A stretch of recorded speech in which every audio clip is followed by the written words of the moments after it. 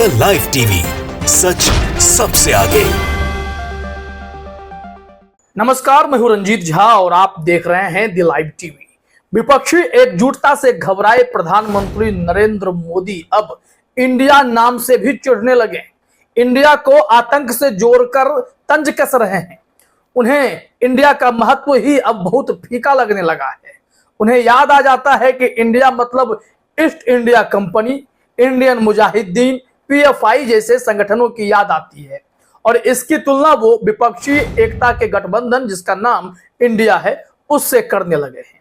दरअसल संसद में भी आने से प्रधानमंत्री मोदी को डर लगता है, क्योंकि वहां पर विपक्षी गठबंधन इंडिया सवालों की लिस्ट लेकर खड़ा है। ऐसे में संसद में आने से घबराने वाले मोदी जी किसी हीरो के अंदाज में चलते हुए बीजेपी के संसदीय दल की बैठक को नेतृत्व करते हुए कहते हैं कि विपक्ष ने जो इंडिया नाम रख लिया है इससे कुछ नहीं होगा। इंडियन मुजाहिदीन में भी इंडिया है, ईस्ट इंडिया कंपनी में भी इंडिया है। कहां से कहां की बातों को जोड़ते हैं प्रधानमंत्री मोदी का यह तंज जो है, यह टिप्पणी कहीं ना कहीं एक घबराहट की ओर इशारा जरूर करती है।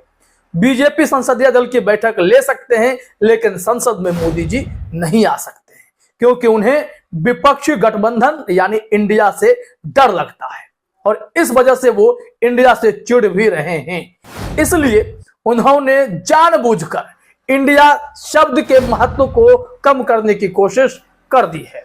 अब इनकी चालाकी देखिए, ये खुद make in India, skill India, digital India की बात करते हैं, लेकिन अब उन्हें विपक्ष ने नाम इंडिया रखा तो उससे दिक्कत हो गई। मोदी जी मणिपुर पर नहीं बोलेंगे लेकिन विपक्षी एकजुटता पर जरूर बोलेंगे, क्योंकि यहां से उन्हें टेंशन हो रही है, उन्हें उनके सियासत में दिक्कत आ रही है। तो जरा अपने स्क्रीन पर आप देखिए, न्यूज 24 का ट्वीट भी है। पीएम मोदी ने विपक्ष पर किया तंज, इंडिया या इंडियन लगा लेने से कोई भारतीय नहीं होता। Indian Mujahideen east India company के नाम में भी इंडिया था, पीएफआई के नाम में भी इंडिया है। और ऐसे में मोदी जी का यह तंज बताता है कि एक प्रधानमंत्री के तौर पर इस वक्त मोदी जी खुद को देखना ही नहीं चाहते। वो नहीं देखना चाहते कि मणिपुर में हिंसा भड़क उठी है और इसके लिए जिम्मेदार उनकी पार्टी वहां पर है और देश में लोग उनसे सवाल कर रहे हैं। विपक्ष उन्हें संसद में घेरने की कोशिश कर रहा है तो वो संसद में आना ही नहीं चाहते, संसद में जवाब देना भी नहीं चाहते। अपने ऑफिस में बैठेंगे या फिर संसदीय दल की बैठक लेंगे और इसी के दौरान जो तंज कसना होगा कस देंगे। बाकी रविशंकर प्रसाद तो बाहर मोर्चा संभालने के लिए हैं ही। इसके अलावा भी उन्होंने साफ मैसेज दे दिया कि वो सिर्फ और सिर्फ सियासत करेंगे। उनका टारगेट बीजेपी को 2027 तक, कम से कम उनका तीसरा कार्यकाल वहां तक बना रहे, वहां तक इनकी पहुंच बनी रहे, इसकी ही कोशिश करेंगे। प्रधानमंत्री नरेंद्र मोदी ने इस संबंध में संसदीय दल की बैठक में जो कहा, जरा अपने स्क्रीन पर देखिए कि बीजेपी संसदीय दल की मीटिंग में प्रधानमंत्री ने कहा कि विपक्ष का काम प्रदर्शन करना है, उन्हें करने दें और आप लोग अपने काम पर ध्यान दें। उन्होंने कहा कि उनका मकसद 2027 तक भारत को विकसित देश बनाना है और तीसरे टर्म में भारत को तीसरी सबसे बड़ी अर्थव्यवस्था बनाना है। अब जरा सोचिए, प्रधानमंत्री नरेंद्र मोदी 14 में आए 22 का सपना दिखा गए, 22 में आए अब 27 और 47 का सपना दिखाते हैं।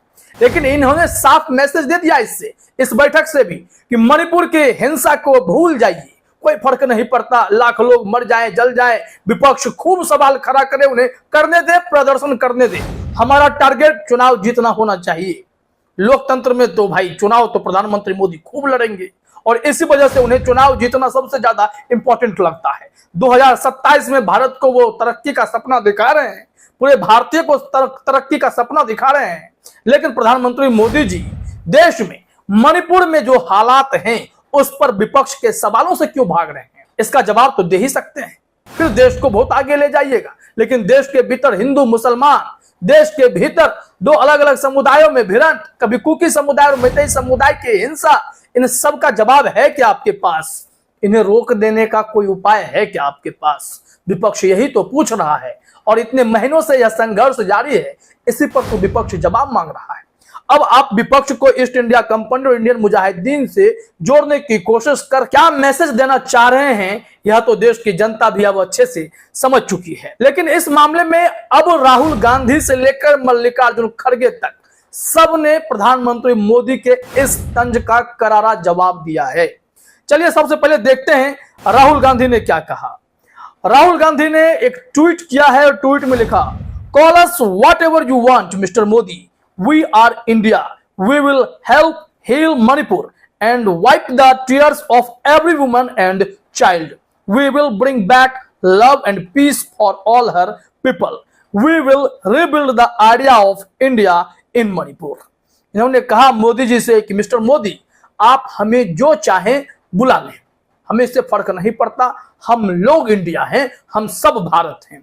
उनका कहना है कि हम मदद करेंगे मणिपुर में जो दर्द लोगों को मिला है, हिंसा में जो लोग मर गए, जो पीड़ित परिवार हैं, जिन लोगों को घर छोड़कर भागना पड़ गया, उनके दर्द पर मरहम लगाएंगे, उनके आंसुओं को हम पोंछेंगे, ताकि जो वहां पर औरतें बच्चे प्रताड़ित हुए हैं उनका दर्द कम हो सके, उनके आंसुओं को हम पोंछेंगे।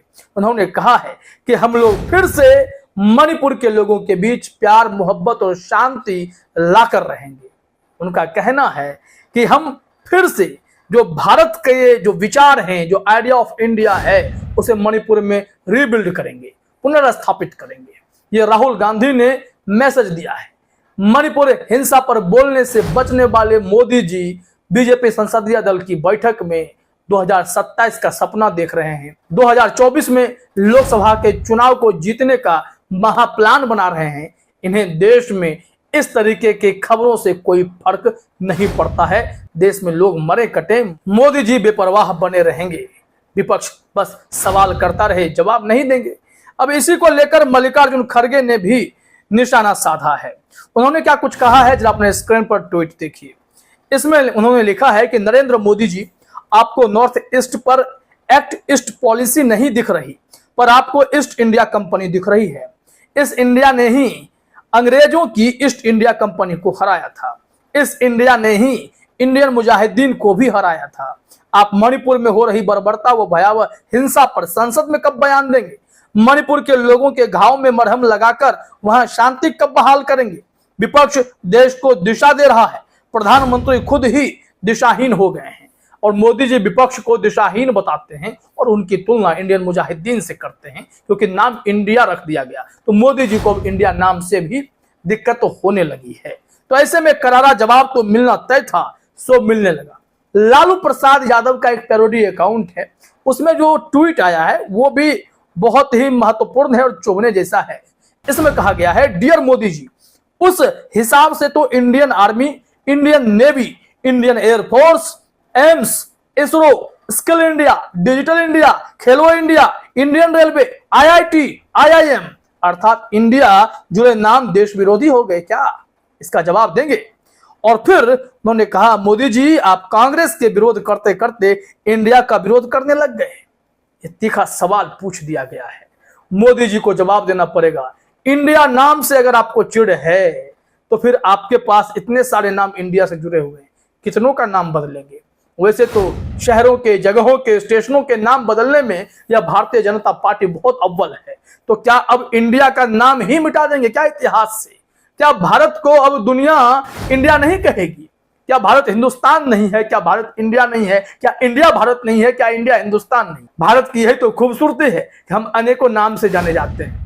सिर्फ अमेरिका अमेरिका हो सकता है, ब्रिटेन ब्रिटेन हो सकता है, इंग्लैंड इंग्लैंड हो सकता है, लेकिन इंडिया ही इंडिया है, हिंदुस्तान है, भारत है, आर्यावर्त है। और इससे अगर किसी सरकार को चिढ़ हो जाए तब तो वो देश पर ही सवाल खड़े कर रहे हैं। और ऐसे में विपक्ष ने उनके इस टिप्पणी का करारा जवाब दिया है। फिर चाहे वो जवाब राहुल गांधी की तरफ से, मल्लिकार्जुन खड़गे की तरफ से या लालू प्रसाद यादव जैसे पैरोडी अकाउंट और अनेक ट्विटर यूजर की तरफ से आया हो, मोदी जी को साफ मैसेज है कि जिस तरीके से देश को आप लेकर चलना चाहते हैं, पूरा विपक्ष उससे सहमत नहीं है। मणिपुर में जो घटना घटी है उसके लिए बीजेपी सरकार जिम्मेवार है और भारतीय जनता पार्टी ऐसे मौके पर मणिपुर में जाकर शांति स्थापित करने के लिए या उनकी सरकारें भरपूर कोशिश करती, लेकिन वहां पर हिंसा बढ़ती रही, महिलाओं के साथ बर्बरता होती रही और मणिपुर के मुख्यमंत्री बीरेन सिंह चुप्पी साधे बैठे रहे। आज भी पत्रकारों के सवालों से वो भागते हैं और मोदी जी संसद जाने से बचते हैं, क्योंकि विपक्ष के सवालों का सामना जो करना पड़ेगा। फिलहाल इस वीडियो में इतना ही। आप सभी का हमसे जुड़ने के लिए बहुत बहुत धन्यवाद। द लाइव टीवी, सच सबसे आगे।